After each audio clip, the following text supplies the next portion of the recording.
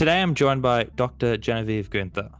Dr. Genevieve Guenther is the founding director of media watchdog organization and Climate Silence and is affiliate faculty at the New School, where she sits on the board of the Tishman Environment and Design Center. Dr. Guenther started her career in the field of English literature, receiving her PhD from the University of California, Berkeley on the topic of Renaissance literature. Dr. Guenther advises NGOs, corporations, policymakers on fossil fuel disinformation and climate communication, and serves as an expert reviewer for the United Nations Intergovernmental Panel on Climate Change. Thank you very much for joining me. Well, Xavier, thank you for having me, and please call me Genevieve. Genevieve it is, thank you. So let's start. When I first thought of interviewing you, there was a stand-up comedian that came to mind, which it sounds like a bit of a tangent, but hear me out. There's this Indian stand-up comedian called Azim Banatwala, I should say, and he has this joke, and it talks about the importance of language and sort of shaping how we think and how we sort of construct meaning. So the joke is something like, and it's a bit crass, so please forgive me, but he starts off by saying, when it comes to war, a lot of people don't care about war unless it involves white people.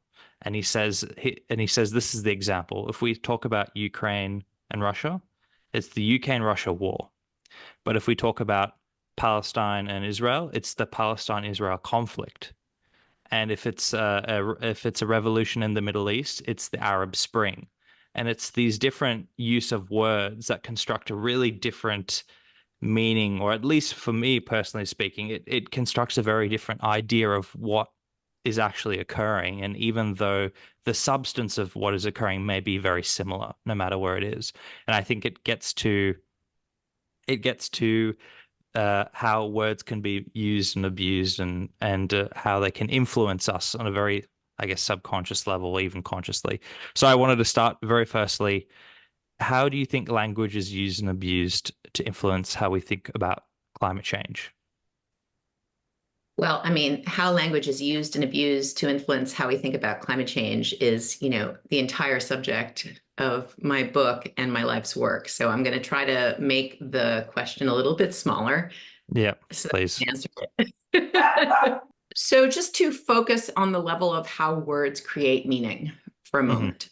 Yep. So if you've ever taken a college level English literature class, you may have heard this before, so forgive me, but I think it's valuable to just sort of reiterate how meaning is made by individual words. So there are two levels. The first is the literal level, where you have the denotation of the word, which is sort of the dictionary definition that you'll get if you look up the meaning of a word in a dictionary. And usually there's more than one denotation. Words are ambiguous. They carry more than one meaning. But those are still sort of the literal meanings that you'll see if you look up a word in a dictionary. But then there's a second level, which is the sort of connotative level, the connotation of the word, what the word implies without saying explicitly. So in your example, for instance, the word war implies violence, suffering, chaos, something that is to be avoided at all costs. We have images of, at this point, bombed out cities that have been destroyed by nuclear weapons. I mean, war is freighted with all of these connotations, which create the emotions of fear, aversion, shame, anger, all the things that we want to avoid. Whereas something like the word spring has, very positive connotations, has the connotation of rebirth, of tenderness, of relief after suffering, and on and on and on. And conflict also has the connotation of a situation where both sides are relatively equal, right? And that they are sort of struggling with equal power over a kind of neutral third issue, which is a very misleading way to frame what's happening in Gaza right now, clearly, because both sides are not armed to the same degree, for example. Mm. So what I think people need to understand is that the ideological work that language does, the way that words sort of create our political dispositions, our assumptions, our emotions, everything that we bring to bear onto political questions, that work is done on the level of connotation, not on the level of denotation. It's done with what the philosophy of language calls implicature. What words imply, what they suggest, what they don't say outright. That's always the most powerful way to change people's minds, because people don't realize that you're persuading them if you use this kind of misleading language to represent a situation in a way that is false or deceptive. So that's number one.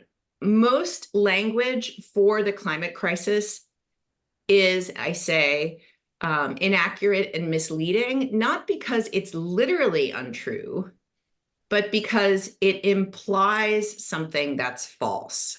So, for example, from about 2009, I would say, all the way through to 2018, the favorite talking point of fossil fuel interests was that climate science was too uncertain to justify the expenditures or the policy changes we would need to see in order to, bring our emissions down to net zero and halt global heating. Like, there was some uncertainty in the science that made it possible that climate change wasn't even real, right?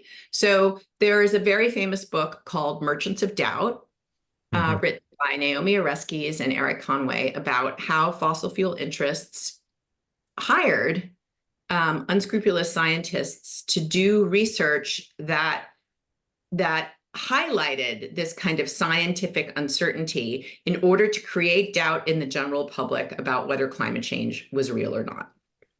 That whole project functioned on the level of implicature, and here's why.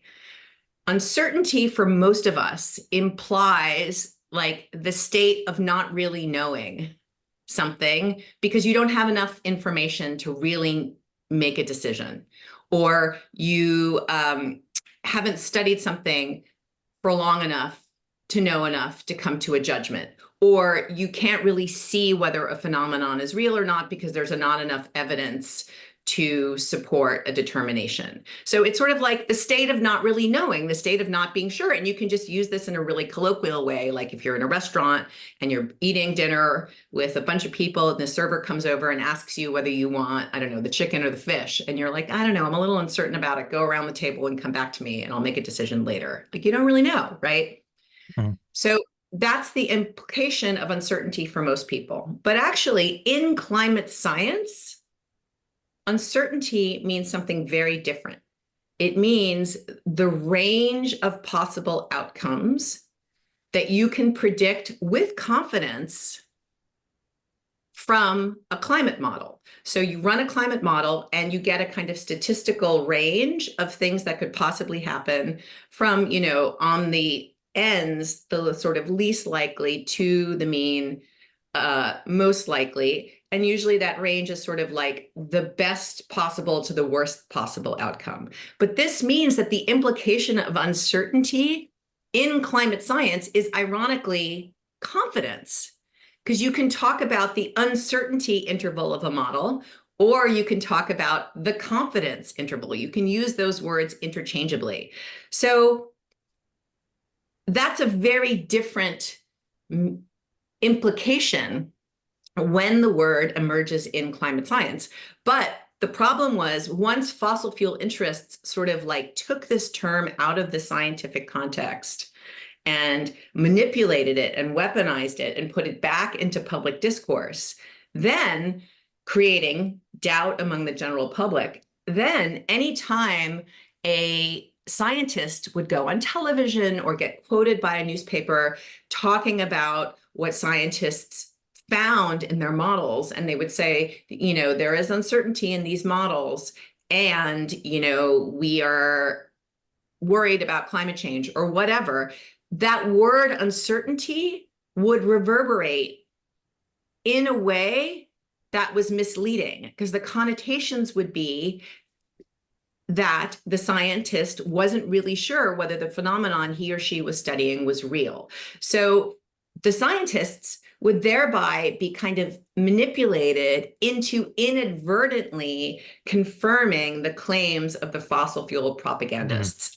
All of this was taking place on the level of implicature, right? None of this was being said explicitly, but still it managed to create a kind of real doubt in the general public about whether climate change was real or not. And so this was the sort of strategy to try to prevent and obstruct the kind of actions we need to take in order to halt global heating and ensure a livable future. And it worked for, over a decade, essentially, or around a decade, until about 2018, when the Intergovernmental Panel on Climate Change published a report called the Special Report on 1.5 degrees Celsius, which really shocked the world into realizing that we had to bring our greenhouse gas emissions down to essentially zero within decades if we were going to halt global heating at a relatively safe level. And also, they stopped using this strategy when basically the impacts of global heating, the harms of global heating, started to become obvious, apparent. I don't know how it is where you are in Australia, but in New York City, I grew up in New York City, and this is where I live. In New York City, there was snow every winter, and you had to go out of the house in a coat, a hat, scarf, gloves. It was very cold. And now, I never wear a hat. I don't usually need to wear a scarf, and we haven't seen snow for almost a decade. It's becoming, a subtropical climate here, because the planet is heating up so quickly. So all of this is to say that on the level of individual words, you create political beliefs by manipulating the connotations of words. And this is really important because this is sort of now the grand level. Human beings have no experiences in this world that are not mediated by language.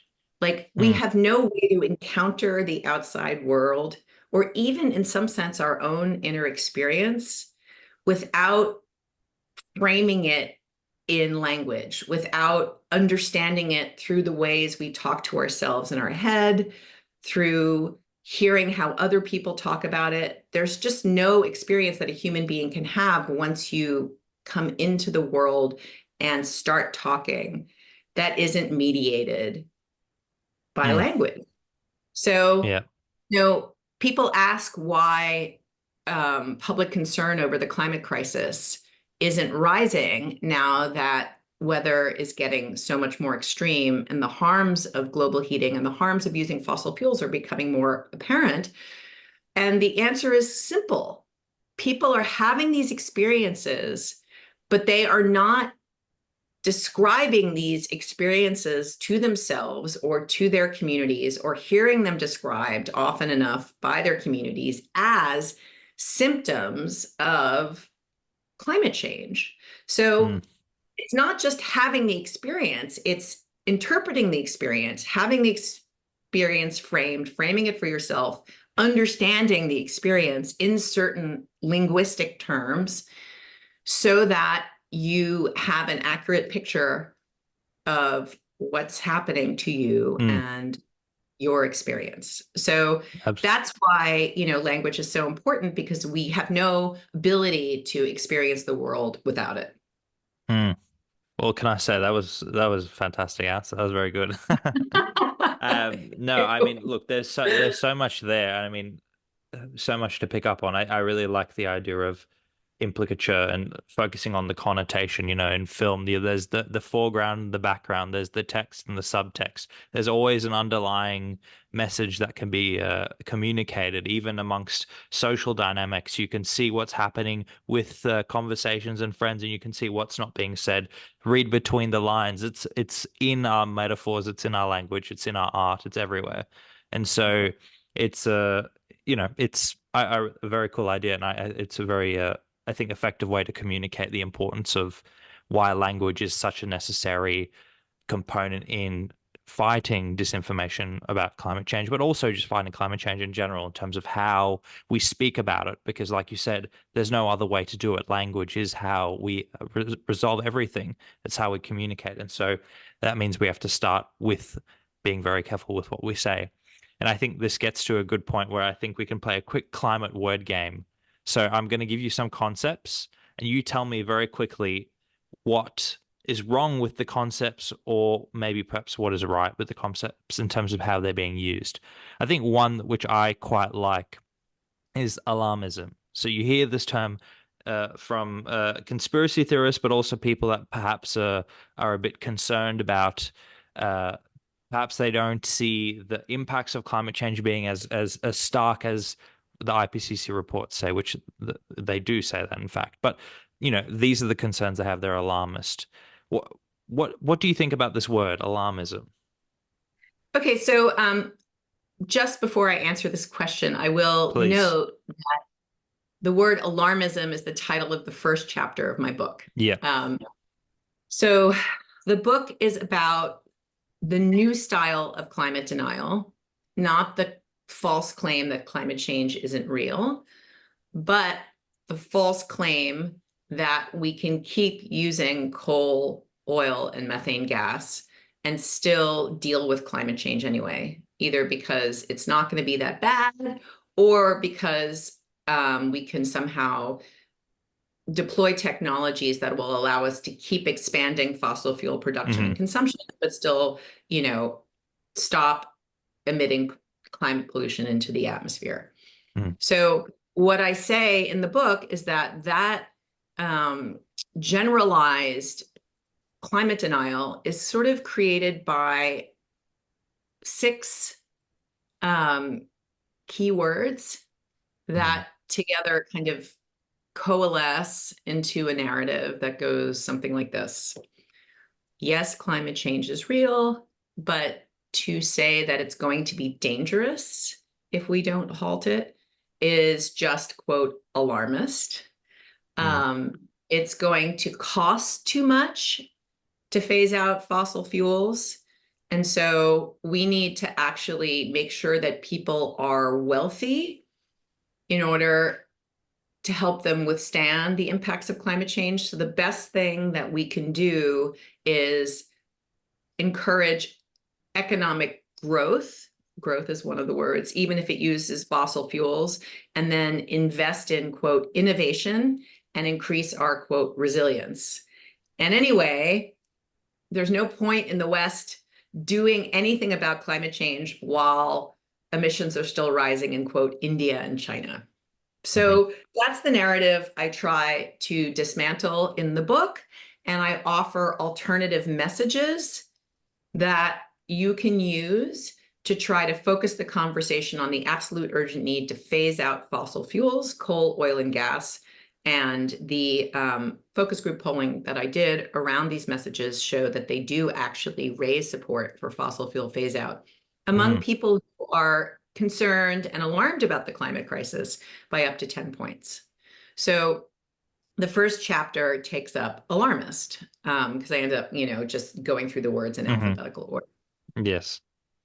So a favorite tactic of fossil fuel interests is to accuse people who talk about the dangers of climate change of being alarmists, either because they're like too emotionally unstable to be trusted, they're hysterical, very often female, right?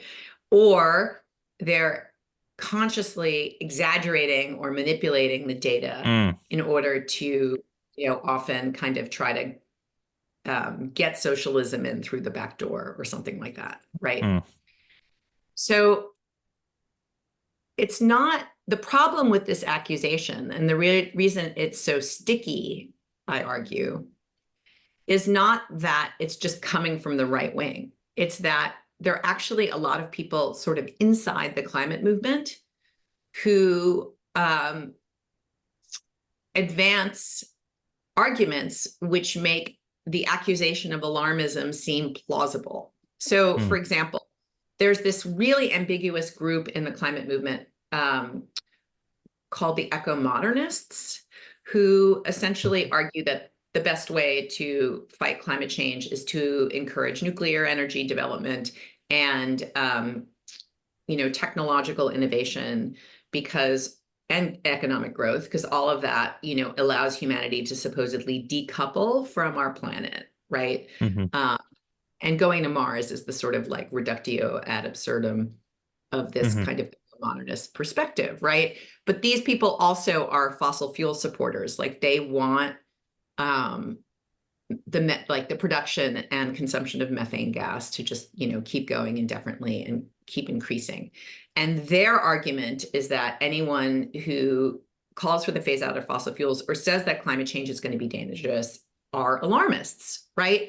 But yet they also market themselves as environmentalists. So there's this way in which supposedly someone, like people within the climate movement, are actually confirming this fossil fuel perspective that the Cassandras and the climate movement are alarmists, but it turns out then they're fossil fuel supporters too. So they're in this sort of like weirdly ambiguous position where actually they're kind of right-winger lukewarmers, even though they're environmentalists. But then sort of connected to them are a group that is definitely not calling for increased fossil fuel production, but is also sort of downplaying worries about ongoing fossil fuel production, because they say, no, we're going to be able to deal with emissions through technologies, whether that's carbon dioxide removal or carbon capture or solar geoengineering or whatever. Like technology is going to solve the problem for us. And the best way to foment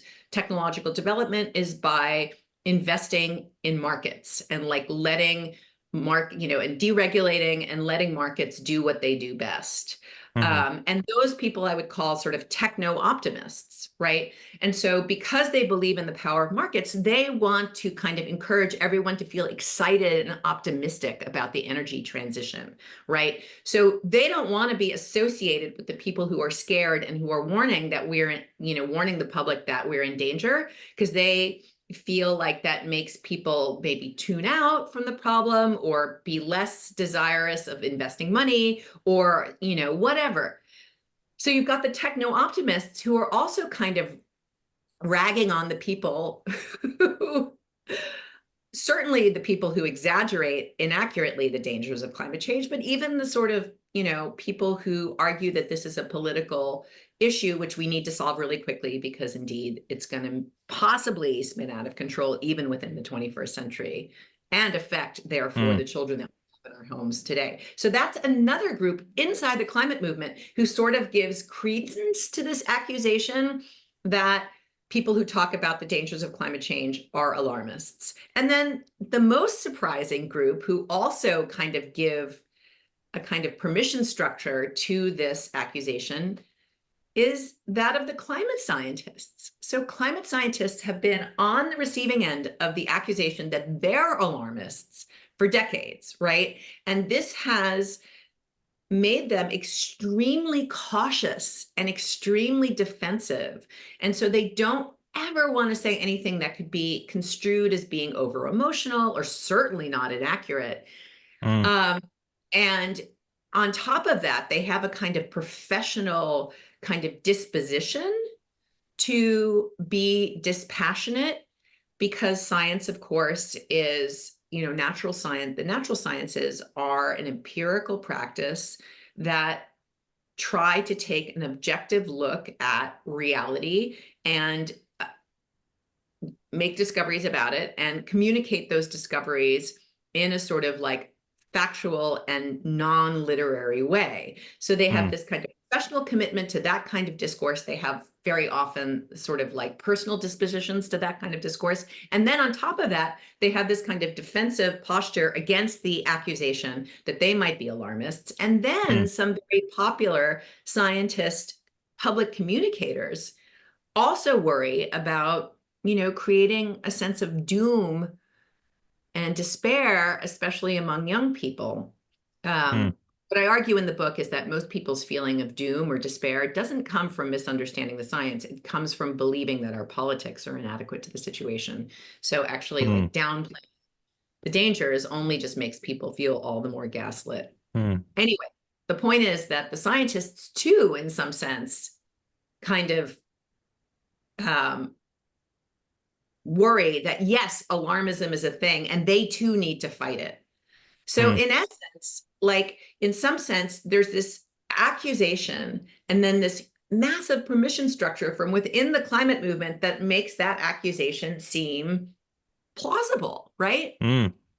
But the truth is, as I say in the end of this chapter, that it turns out that it's perfectly appropriate to be scared of climate change.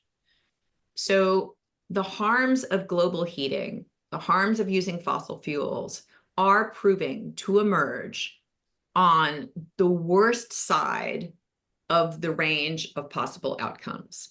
And even some tipping points that consensus science thought might not happen for, another 200 years or more are now thought to be possible in our century, indeed within decades.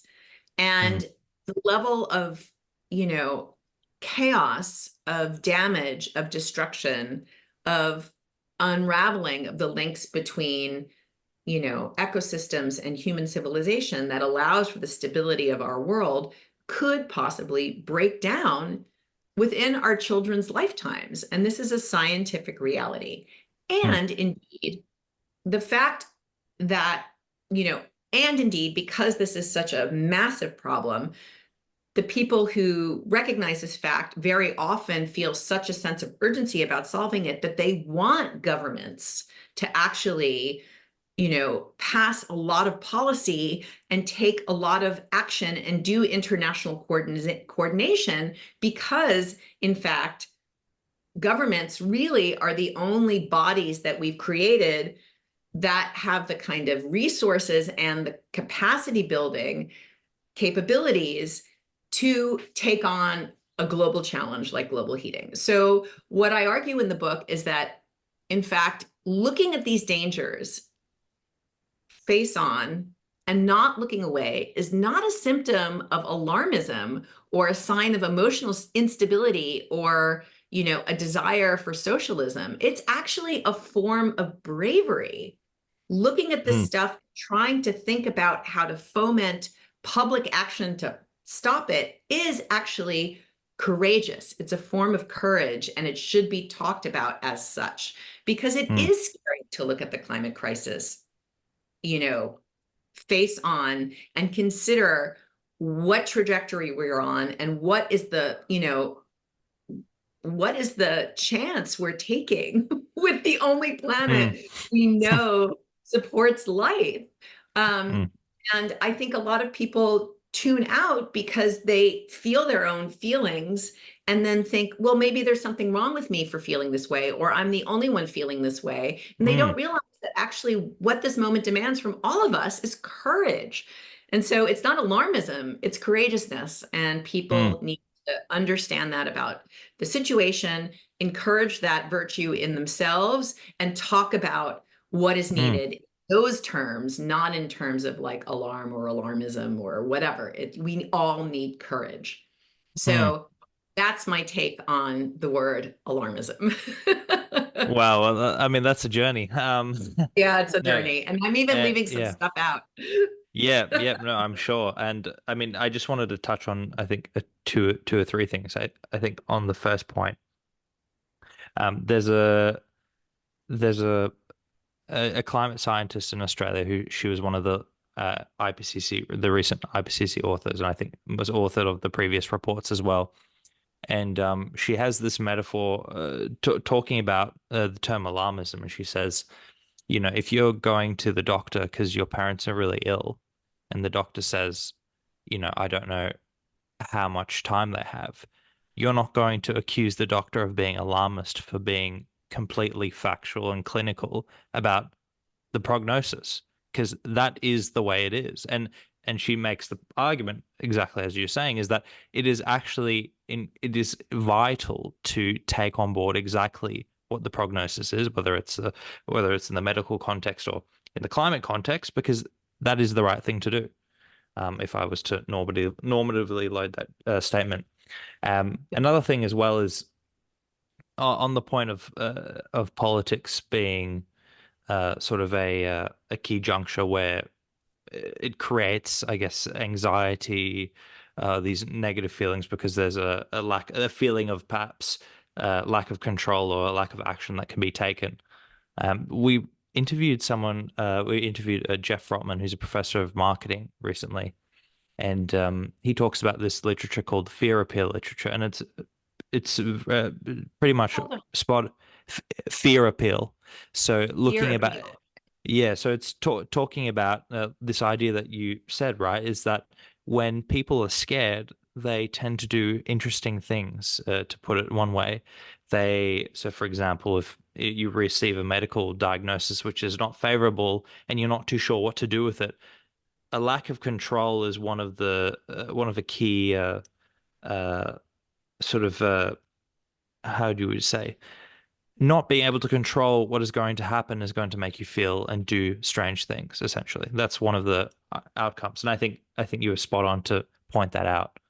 Um, and on the point of courage, I think this is a very good way of reframing and also just redefining also the idea of coming to terms with climate science, because I think, like you said, when you first start on the journey of reading about the latest climate science, it can be incredibly overwhelming and confronting and confusing because you see what you're reading and it's not really consonant. When you look out the window, you're like, well, everything looks fine. How can it not be? You have all these conflicting feelings and you know, so I think courage is just such a good way to summarize and you know, go in Can that I form. So add go one ahead. thing Yeah, also? please go ahead. Um, so the other recommendation I make in the end of this chapter Yes, is yeah.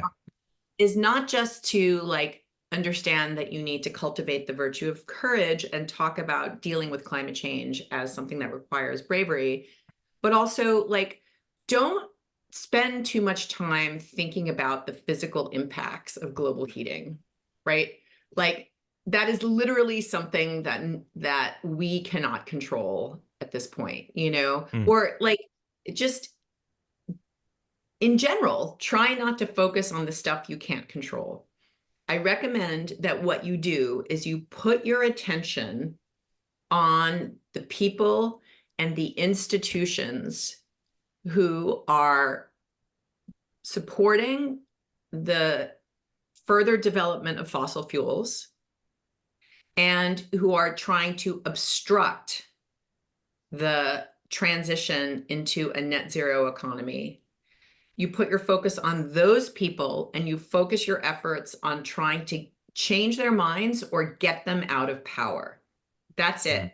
And even then, you have to sort of like refocus your attention on, in that project, only the stuff you can control. Like you get up in the morning and you do your work and you do your best and you don't worry too much about whether it's successful or not or what the effects of it are or not. It's just that down that road madness lies.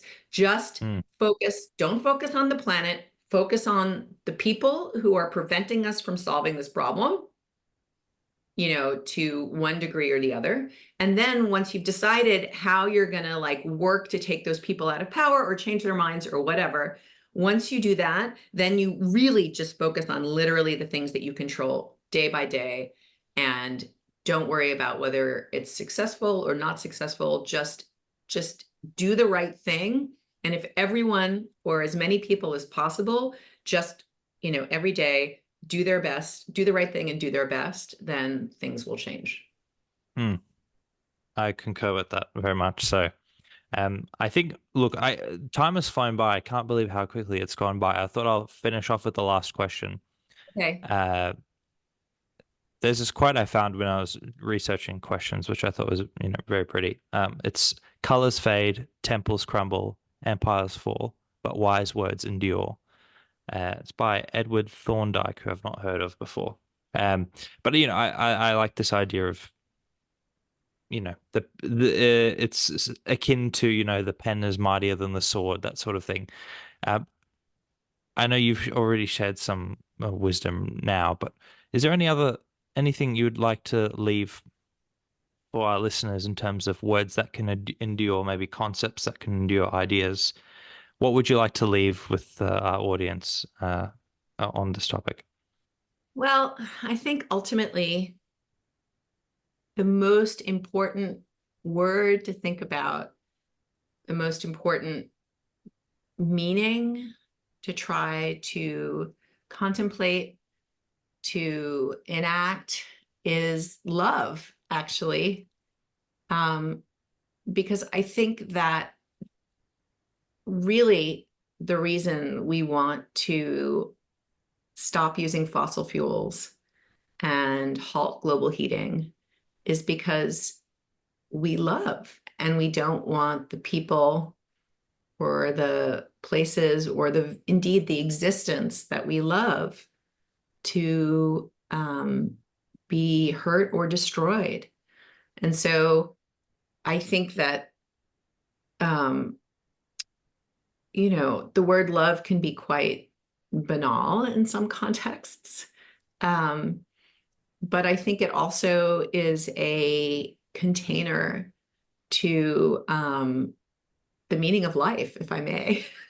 Mm, mm, So I think that in addition to cultivating courage, I think that it's really important to, start thinking about love, not just as sort of, I don't know, desire or mm. uh, Something excitement or far more encompassing than that, yes, it is essentially like um, to me, it's the motivating principle for everything good. And it's weird Mm, because I didn't really think about climate change before I had a kid. mm, And I never loved in this way before I had a kid either. Like love was just about dating and, my mm, husband and, mm, you know, this new outfit that I thought was really cool or a book I was mm, really into. Like it was all about pleasure. But you have a kid and you realize that love is not just about pleasure, because there are lots of things about having a kid that are really unpleasurable, like being really sleep deprived for months on yep. end, reading the same book for like the 80th time today or something. Um, but there is a kind of like strength and Mm, generosity that comes from this new kind of enjoyment or this new kind of commitment to watching this person who isn't even you thriving, and kind of enduring the challenges in order to cultivate that thriving and to protect mm, it. Um, and that is a form of love that I think we don't need to be parents by any stretch of the imagination. Certainly mm. not. And there's Yeah. more than one way to be a parent, certainly, but I do think that that kind of love, this desire to um, protect, cherish, cultivate, even when it feels challenging, is, I don't know. Mm, It seems yeah. to me is the meaning. It's the meaning of my life. Mm, Um, and I would love to see it cultivated as, a public value so that our lives are just, about more than just shopping. And we might mm. find the energy that it takes to actually save the world. Oh my God, this is the most lofty, I don't No, know, it really, podcast I've no, ever done. no, no, I mean, I mean, what you've said is sort of something's clicked for me because how I arrived at doing what I'm doing right now, and more or less is through art. So it was through Yes, film, it was through yes. movies, it was through reading my favorite authors Mm, and seeing how they saw the world in a way that, like, so for example, John Steinbeck, that's sort of a book that connected with me on such a emotional level because and it was very simple. Like, there's this one quote I've remembered for years now, and he's just describing a horizon, and he says it is the hour of the pearl. It is the interval between day and night where time stops and examines itself. Like, it's such a magnificent and uh loving way to view the world. And I think it's through those experiences, through language, where I really learned to love in a very different way, like in the way that you're talking about. And so I yeah, I that really resonates with me, and I think that's a really good way to end it.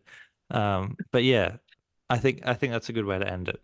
I'll want to say thank you very much. I mean, we could talk for much longer, but I would like to plug your book again. So, The Language of Climate Politics. Everyone should read it.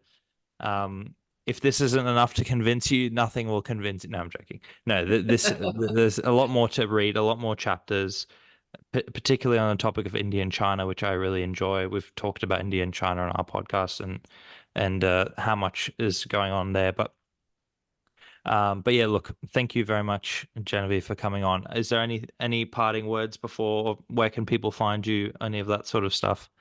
Oh yeah. I have a website, genevieveguenther.com, where you can find me. And I am still on Twitter, known as X. I don't know for how much longer. And there Unfortunately. I know, right? There I am, Dr. Vive, all one word.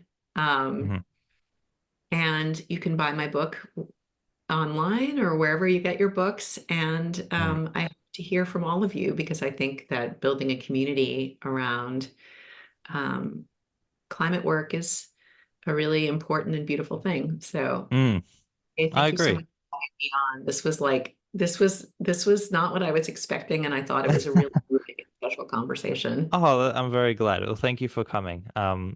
Please stay with me in the green room. I'll just hit stop recording now. But again, thank you very much.